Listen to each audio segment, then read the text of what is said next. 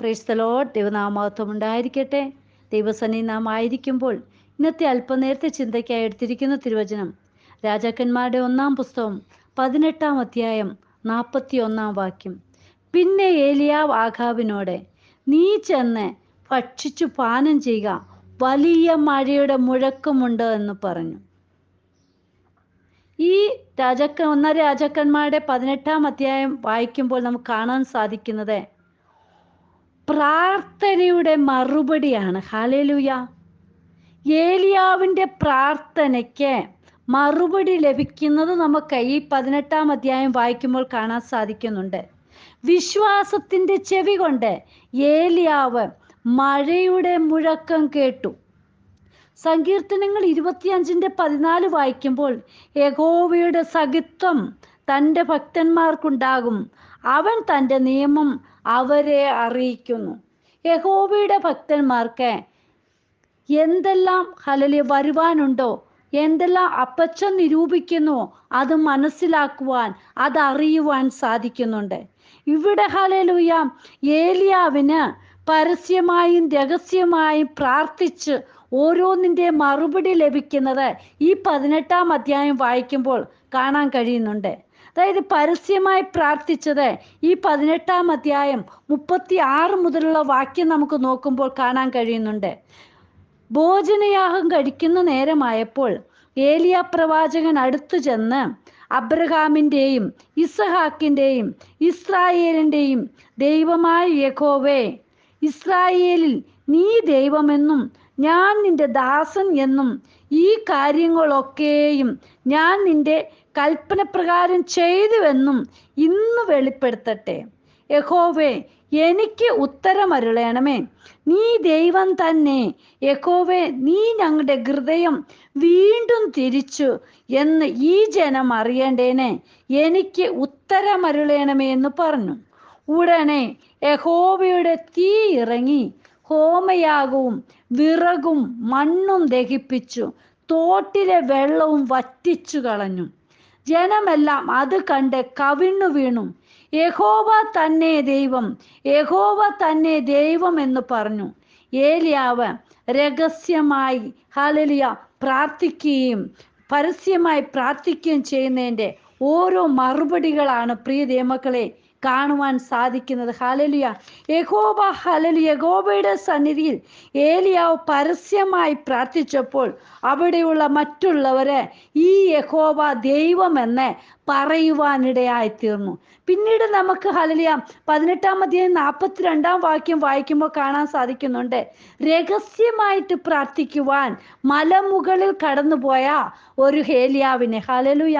18-42 ഇപ്രകാരം വായിക്കുന്നു, ആഹാബ് ഭക്ഷിച്ച് പാനം ചെയ്യേണ്ടതിന് മല കയറിപ്പോയി.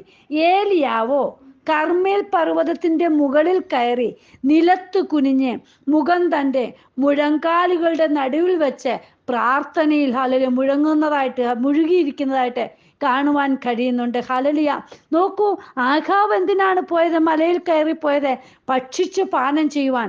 പക്ഷേ ഇവിടെ ഏലിയാവ് മുകളിൽ കയറിപ്പോയത് ഹല്ലേലൂയ നിലത്തു വീണ് കുനിഞ്ഞ് കരയുവാൻ വേണ്ടി, യഹോവയുടെ സന്നിധിയിൽ തൻ്റെ പ്രാർത്ഥനാ വിഷയം വയ്ക്കുവാൻ വേണ്ടിയാണ് ഒറ്റയ്ക്ക് ഹല്ലേലൂയ കടന്നുപോയിരിക്കുന്നത്. ഹല്ലേലൂയ.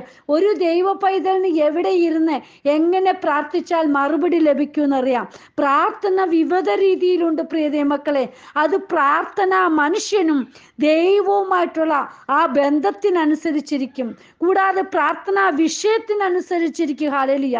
ഏലിയാവ് ഏതെല്ലാം രീതിയിലാണ് പ്രാർത്ഥിച്ചതെന്ന് നമുക്കൊന്ന് നോക്കാം. ഒന്നാമതായിട്ട് വിശ്വാസത്തോടു കൂടി പ്രാർത്ഥന. മഴ പെയ്യും, പെയ്യാതിരിക്കും. ഹല്ലേലൂയ. പെയ്യുവാനും പെയ്യാതിരിക്കുവാനും എൻ്റെ യേശുവിന് ദൈവത്തിന് കഴിയും. ഹല്ലേലൂയ. ഇവിടെ രാജാക്കന്മാരുടെ പുസ്തകം 1 രാജാക്കന്മാരുടെ പുസ്തകം 18-1 പറയുന്നുണ്ട്, ഏറിയ നാൾ കഴിഞ്ഞിട്ട് 3-ാം സംവത്സരത്തിൽ ഏലിയാവിന് യഹോവയുടെ അരുളപ്പാടുണ്ടായി, നീ ചെന്ന ആഹാബിന് നിന്നെ തന്നെ കാണിക്ക, ഞാൻ ഭൂതലത്തിൽ മഴ പെയ്യിപ്പാൻ പോകുന്നു എന്ന് പറഞ്ഞു. ഹല്ലേലൂയ.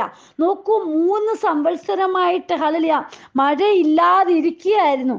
എന്നിട്ടാണ് പറയുന്നത്, നീ ചെന്ന ആഹാബിൻ്റെ അന്നത്തെ രാജാവ് ഹല്ലേലൂയ ആഹാബിന്റെ അടുത്ത് ചെന്ന് കാണിക്കുക ഹല്ലേലൂയ മഴ പെയ്യിക്കുവാൻ പോവുകയാണെന്ന്. നമ്മൾക്കുടെ വിശ്വാസം എങ്ങനെയാണ്? വിശ്വാസത്തോട് കൂടിയ പ്രാർത്ഥന ഏറെ ഫലിക്കും പ്രിയ മക്കളെ.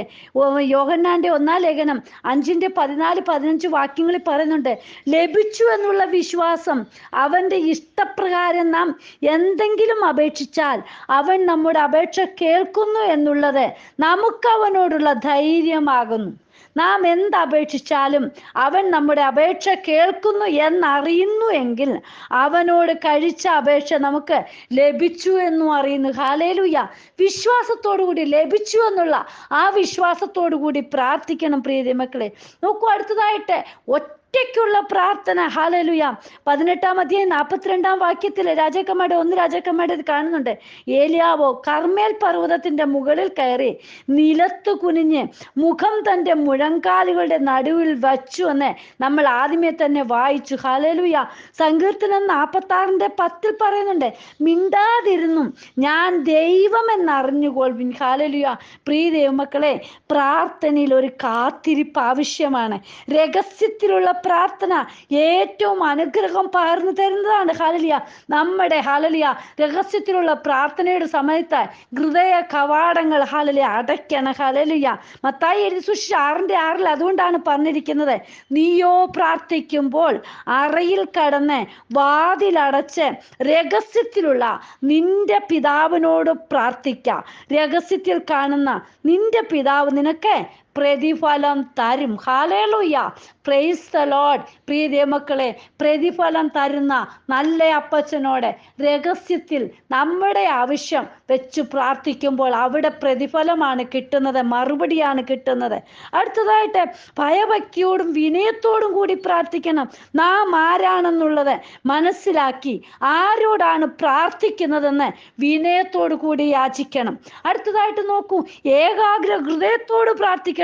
മഴ പെയ്യണമെന്നുള്ള ആ ഒറ്റ വിഷയത്തിന് വേണ്ടി ദൈവം മുമ്പാകെ ഏലിയാവ് മുഴങ്കാൽ മടക്കി ആത്മാർത്ഥതയോടും ശ്രദ്ധയോടും കൂടി പ്രാർത്ഥിച്ചു. ഹല്ലേലൂയ.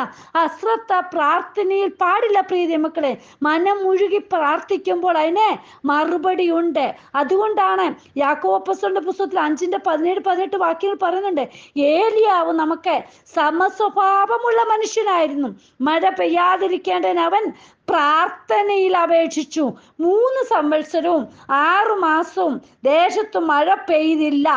അവൻ വീണ്ടും പ്രാർത്ഥിച്ചപ്പോൾ ആകാശത്തു നിന്ന് മഴ പെയ്തു, ഭൂമിയിൽ ധാന്യം വിളഞ്ഞു. ഹല്ലേലൂയ. അടുത്തതായിട്ട് നമുക്ക് ഹല്ലേലൂയ കൊലോസ്യ ലേഖനത്തിൽ കാണാൻ കഴിയുന്നുണ്ട്, പ്രാർത്ഥനയിൽ ജാഗരിച്ചിട്ടിരിക്കണമെന്ന്. മറുപടി ലഭിച്ചില്ല എന്ന് വെച്ച് പ്രാർത്ഥന കുറയ്ക്കാതെ മറുപടി ലഭിക്കും വരെ നാം പ്രാർത്ഥിച്ചു കൊണ്ടിരിക്കണം. ആ സമയത്തിന് വേണ്ടി നമ്മളെ കാത്തിരിക്കണം. ഹല്ലേലൂയ. മടുത്തു പോകാതെ വീണ്ടും നമ്മൾ പ്രാർത്ഥിക്കണം പ്രിയ മക്കളെ. നോക്കൂ, ബാലിക്കാരൻ 7 പ്രാവശ്യം പോയി. ഹല്ലേലൂയ. 18-ാം അധ്യായം 44 മുതലുള്ള വാക്യത്തിൽ കാണുമ്പോൾ ഒരു പ്രാർത്ഥനയ്ക്ക് ക്ഷമ വേണം, ഒരു കാത്തിരിപ്പ് വേണമെന്നൊക്കെ കാണാൻ സാധിക്കുന്നുണ്ട്. 43 മുതലുള്ള വാക്യം വായിക്കുന്നുണ്ട്, ഏലിയാവ് തൻ്റെ ബാലിക്കാരനോട് നീ ചെന്ന് കടലിന് നേരെ നോക്കുക എന്ന് പറഞ്ഞു. അവൻ ചെന്ന് നോക്കിയിട്ട് ഒന്നുമില്ല എന്ന് പറഞ്ഞു. അതിനു അവൻ പിന്നെയും 7 പ്രാവശ്യം ചെല്ലുക എന്ന് പറഞ്ഞു. 7-ാം പ്രാവശ്യമോ അവൻ ഇതാ കടലിൽ നിന്ന് ഒരു മനുഷ്യന്റെ കൈ പോലെ ഒരു ചെറിയ മേഘം പൊങ്ങുന്നു എന്ന് പറഞ്ഞു.